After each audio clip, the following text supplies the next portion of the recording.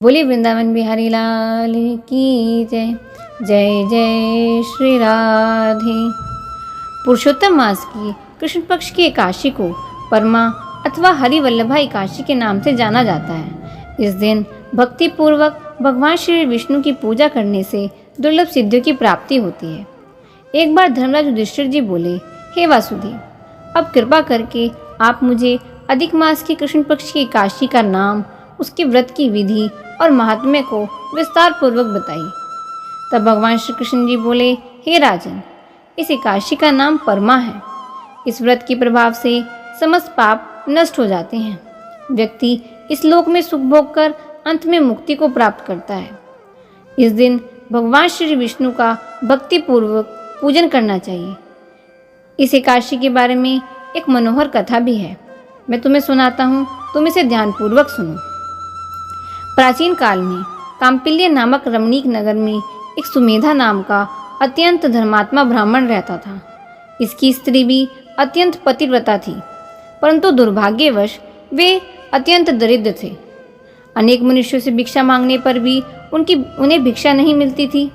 इस कारण भली प्रकार भोजन, वस्त्र और रहने का उनके पास स्थान भी नहीं था। ब्राह्मण की पत्नी अपने पति के साथ अत्यंत कठिनता से जीवन का निर्वाह किया करती थी।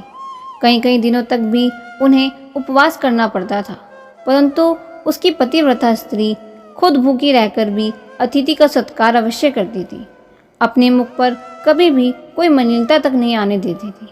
साथ ही अपने पति से कभी भी किसी भी वस्तु की याचना न करती। भूख और गरीबी के कारण उसका शरीर दिन ब दिन दुर्बल होता जा रहा था। अपनी स्त्री का दुर्बल शरीर और घर में अन्न का अभाव देख सुमेधा ब्राह्मण एक दिन अपनी स्त्री से कहने लगा, हे प्रिय, यदि मैं किसी श्रेष्ठ मनुष्य से धन मांगता हूँ तो मुझे कोई कुछ नहीं देता। मैं क्या करूँ, कहाँ जाऊँ? बिना धन के घर के कार्य सिद्ध नहीं होते। मुझे तुम आज्ञा दो तो मैं विदेश जाऊँ, जिससे मैं कुछ धन प्राप्त कर सकूँ। मुझे कुछ यत्न तो करना ही होगा, क्योंकि बिना यत्न किए कार्य की सिद्धि नहीं होती। हताश पति के दुख भरे वचन सुनकर ब्राह्मणी विनीत भाव से बोली, हे स्वामी, यद्यपि मैं कोई विद्वान पंडित नहीं हूँ, फिर भी आपकी आज्ञा से कुछ कहना चाहती हूँ। पूर्व जन्म में जो मनुष्य विद्या, धन और भूमि का दान करते हैं, उन्हें ही इस जन्म में विद्या, धन और भूमि मिलती है। यदि कोई पूर्व जन्म में दान नहीं करता तो भगवान उसे केवल अन्न ही देते हैं। मैं आपका वियोग नहीं सह सकती। पति रहित स्त्री को संसार में माता, पिता, भ्राता और सभी संबंधी आदि उनकी निंदा करते हैं, इसलिए आपको यहीं पर रहना चाहिए।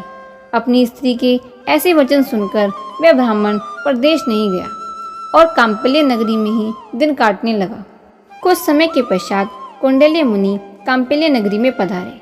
उनको आता देख सुमेधा और उसकी पत्नी ने ऋषि कौंडिल्य को प्रणाम किया और कहा कि आज हम आपके दर्शन से धन्य हो गए। आज हमारा जीवन आपके दर्शन मात्र से ही सफल हो गया। और उन दोनों ने उन्हें अपने घर ले जाकर आसन दिया और भोजन करवाया। भोजन के पश्चात उस पतिव्रता स्त्री ने मुनि से पूछा कि हे मुनि, आप मुझे दरिद्रता का नाश करने का कोई उपाय बताइए। मैंने अपने पति को परदेश में धन कमाने जाने से रोका है। मुझे पूर्ण विश्वास है कि आप हमारी दरिद्रता को दूर कर सकते हैं।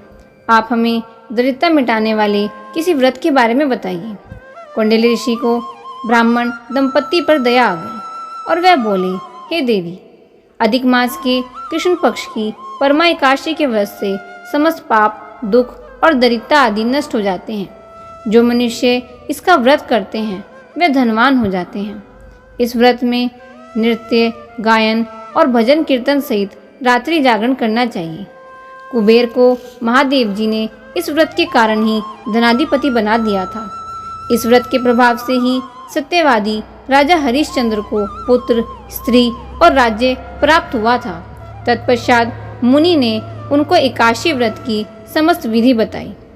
मुनि के व्रत के विधान बताने के बाद उन्होंने कहा कि हे ब्राह्मणी, पंचरात्रि व्रत इससे भी अधिक उत्तम है। परमा एकादशी के दिन प्रातःकाल नित्य कर्म से निवृत्त होकर विधि पूर्वक पंचरात्रि व्रत आरंभ किया जाता है। जो मनुष्य 5 दिन तक निर्जल व्रत करते हैं वे अपने माता पिता और स्त्री सहित स्वर्ग लोक को जाते हैं।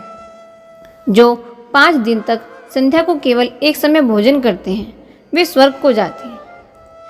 जो मनुष्य स्नान करके 5 दिन ब्राह्मणों को भोजन कराते हैं उन्हें समस्त संसार को भोजन कराने का फल मिलता है। इस व्रत में जो घोड़े का दान करते हैं उन्हें तीनों लोकों को दान करने का फल मिलता है। और जो मनुष्य उत्तम ब्राह्मण को तिल सहित दान करते हैं वे तिल की संख्या के बराबर विष्णु लोक में रहते हैं। जो घी का पात्र दान करते हैं वे सूर्य लोक को जाते हैं। जो 5 दिन तक ब्रह्मचर्य पूर्व रहते हैं वे देवांगनाओं के साथ स्वर्ग में भोग भोगते हैं।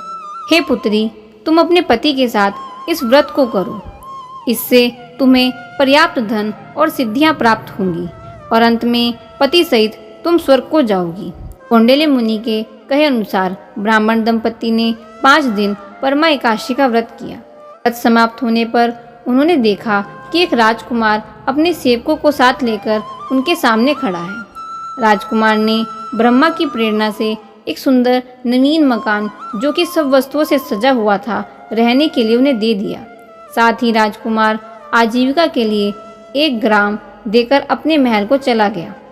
वे दोनों इस व्रत के प्रभाव से अपने संतानों सहित अत्यंत सुख भोग कर अंत में स्वर्ग लोक को चले गए। जो मनुष्य परमा एकादशी का व्रत करते हैं उन्हें समस्त तीर्थ में दान आदि करने का फल मिलता है।